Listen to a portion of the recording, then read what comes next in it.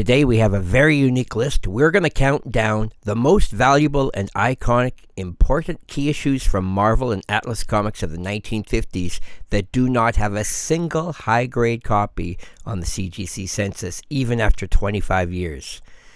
You're going to see that the highest grade for any of these books is 8.5, and some of them are even, in fact, only an 8.0. I've selected every Marvel and Atlas comic that has more than 50 copies graded by CGC. Let's dive in. The most graded and valuable list of the 1950s from Marvel and Atlas is Tales to Astonish #1. This is the beginning of one of the most iconic Silver Age titles from Marvel, and of course this would go on to give us Ant-Man, Giant Man, and many other important characters in the 60s. But it started out as sort of a horror title. There are 223 copies graded in total by CGC, but there are only 2 8.5s, nothing higher than that. Black Knight #1 became a key issue after movie speculation. May 1955, it's the origin and first appearance of the Black Knight and the Crusader, and Stan Lee wrote the story. There's 149 copies graded, but there are only 2 8.5s, highest on the census. Tales of Suspense #2, March 59.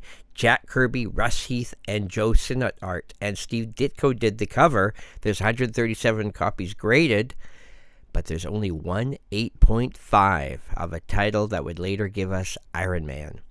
Journey into Mystery #1, one of the most iconic titles from Marvel and Atlas. June 1952. We've got hanging panels in this issue of this early suspense mystery horror title. 104 copies graded, but there's only 1 8.5.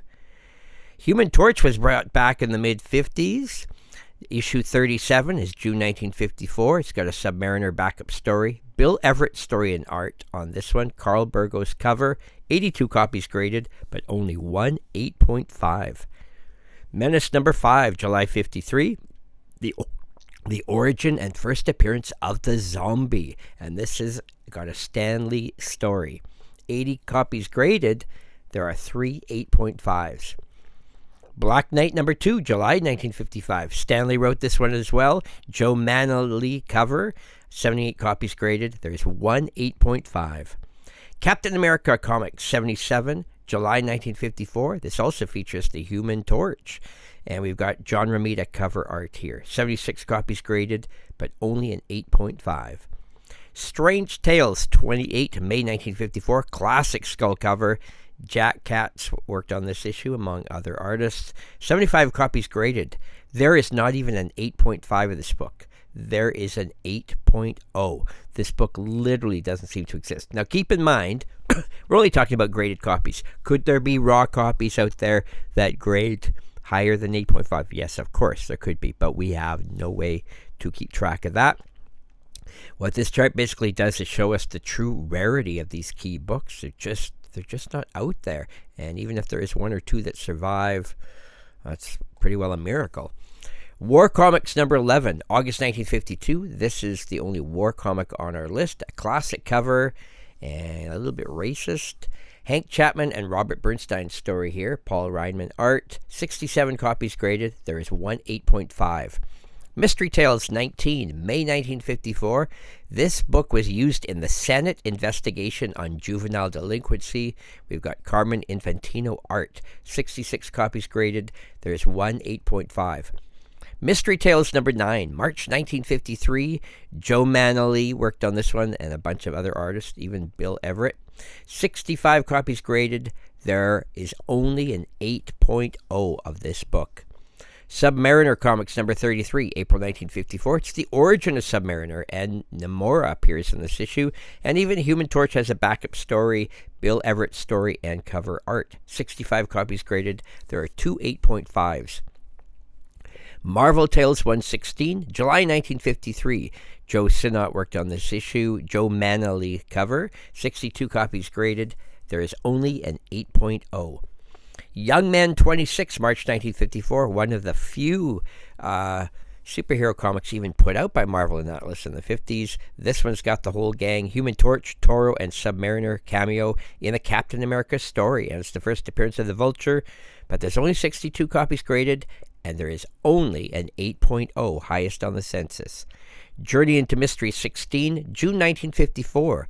Doug Wildey, Manny Banks, and Vic Carabata art on this. Harry Anderson cover. 62 copies graded. There is one 8.5. Young Man 28, June 1954. This is the final superhero issue. Human Torch, Captain America, and Submariner stories in this. Dorma appears. It's the last issue of the series, and Bill Everett worked on this one. 58 copies graded. There's one 8.5. Venus number 18, February 1952. Bill Everett story, cover and art. 57 copies graded. One 8.5. Mystery Tales number 4, September 1952. Hank Chapman story, Bob Fujitani art. 57 copies graded. One 8.5. Journey into Mystery number 6, March 1953. Stanley wrote the story. We've got a Bill Everett cover here. 57 copies graded. Only an 8.0. Strange Tales number 5, February 1952. Hank Chapman and Carl Wessler story. Joe Manley art. 56 copies. One 8.5. Mystery Tales number 2, May 1952. Bill Everett, Bernie Krigstein, and Ogden Whitney art. 56 copies. There is only an 8.0. Mystic number 18, March 1953. We've got Vic Carabata art and the Bill Everett cover. 56 copies graded. Two 8.5s. Mystery Tales 17, January 1954. Sid Shores, Paul Reinman. And then we got a Russ Heath cover. 54 copies graded. There is only an 8.0. Now keep in mind, a lot of these are also pre-Code Horror, so demand is really high, but high grade just doesn't exist. Mystery Tales number 40, April 1956. Featured on the TV show Lost in the episode Cabin Fever. 50 years later, Carl Wessler's story, 54 copies graded. There's one 8.5.